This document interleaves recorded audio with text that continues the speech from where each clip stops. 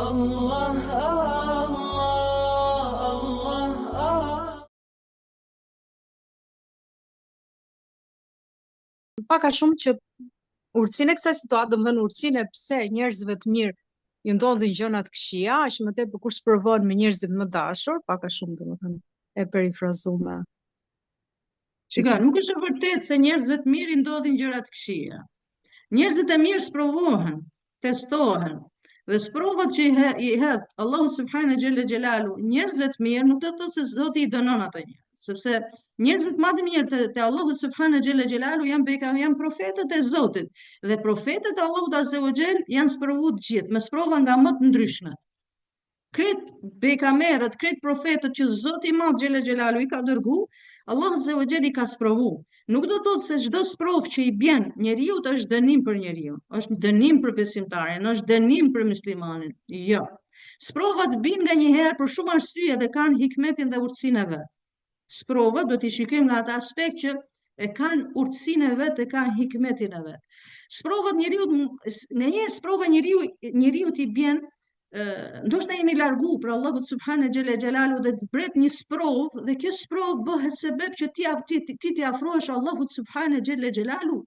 Domethënë në këtë rast është hajër, është mirësi, të bjen sprova. Prandaj thon dietarët, nëse sprova që të bjen të afron me Allahun, kjo është hajër. Kjo nuk është dënim, por është mirësi. Nëse sprova që të bjen të largon me Allahun, dihet se kjo nuk është mirë për ty. Nuk është mirë për ty. Domethënë, nëse një sprovë i bjen njeriu dhe largohet për Allahut, nuk afrohet, di se kjo nuk është mirë për atë njeri. Nëse sprova i bjen dhe afrohet me Allahun subhanahu xhelle xhelalu, kjo është mirësi. Domethënë, e shikojmë sprovën, por kjo sprovë mund ka afru me Allahun. Kjo sprovë mund ka afru me Kur'anin. Kjo sprovë më ka bë më të fuqishme. Kjo sprovë më ka bë që unë ti lutem Allahut subhanahu xhelle xhelalu më shumë. Pastaj ki sprova që të ngren gradat, ngrehesh, lartësohesh te Allahu subhanahu xhelle xhelalu. Sprovat mëson sabrin, durimin, dhe njeriu i cili është durimtar, durimi është për atyre veprave që nuk matet, nuk e peshon peshorja ditën e Kiametit. Domethënë durimi, sabri është për atyre veprave që nuk vehet peshore ditën e Kiametit, që thot Allahu subhanahu xhelle xhelalu në ajetin kuranor, innama yuwaffa Allahu sabiruna ajrahum bighayri hisab. Allahu subhanahu xhelle xhelalu do t'i shpërblej durimtarët kur i bin kur është sprova. Domethënë kur është sabri është kur bjen sprova, dhe Allahu subhanahu xhelle xhelalu njerëzit të cilët janë sprovuar me sprova nga më të ndryshme, nëse bëjnë durim, shpërblimi i durimit është pa hesab ditën e Kiametit. Sa ka mendime dhe transmetime të tilla që njerëzit të cilët janë durimtar nuk do kenë as llogari te Allahu subhanahu xhelle xhelalu, po direkt do shkojnë në dyert e xhenetit. Pse? Për hatër të asaj që kanë bërë sabër, ka bërë durim. Ka transmetime dhe dietarët e përmendin atë faktin që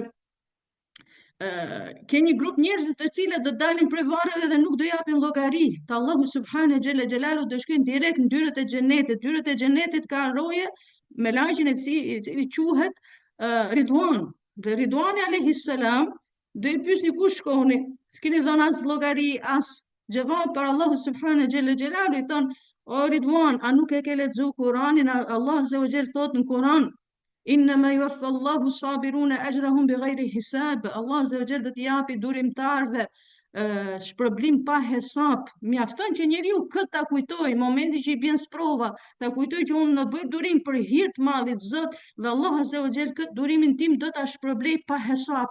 A ka gjë më të mirë, a ka gjë më të bukur? Pavarësisht se sprovat janë dhimbshme, pavarësisht se sprova kanë dhimbje, pavarësisht se sprova njeriu ne kap sprovën vetin e vet, në smutin, familje, probleme e tilla gjëra.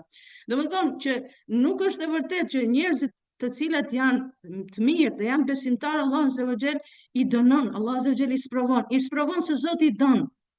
I sprovon se Allahu subhanahu xhelle xhelal do mi pastru. I sprovon se Allah azza wa xhel do mi afru. I sprovon se Allah azza wa xhel do t'i shpërblej pa hesab.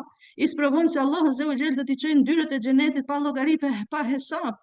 Prandaj nuk është mirë kjo mendim që është midis popullatës tonë që njerëzit e mirë, tamam njerëzit e mirë sprovohen, sepse Allahu subhanahu xhelle xhelalu i sprovon njerëzit mbas imanit, mbas besimit që ka. Sa më shumë besimin da kesh, aq më shumë e ke sprovat të Allahu subhane xhelle xhelalu, por nuk do t'i shikojmë sprovat nga aspekti negativ, por gjithmonë ta kesh mendimin pozitiv, ka shi Allahu subhane xhelle xhelalu. Prandaj profeti alayhi salatu wasalam thot një thënie, ajaban li amri al-mu'min, e çuditshme është jeta e besimtarit. Jeta e besimtarit është shumë e çuditshme. Pse? Nëse të bjen një e mirë, e falenderon të madhin Zot, je falenderues ndaj mirësive, begative që të ka dhënë i madhi Zot dhe ti falenderon, Allahu ka me ta shtu, le in shekertum, le azidannakum. Nëse më falenderoni ka me ta shtu, thot Allahu subhane xhelle xhelalu. Nëse të bjen një e keqe, thot profeti alayhi salatu wasalam, çka do të bësh?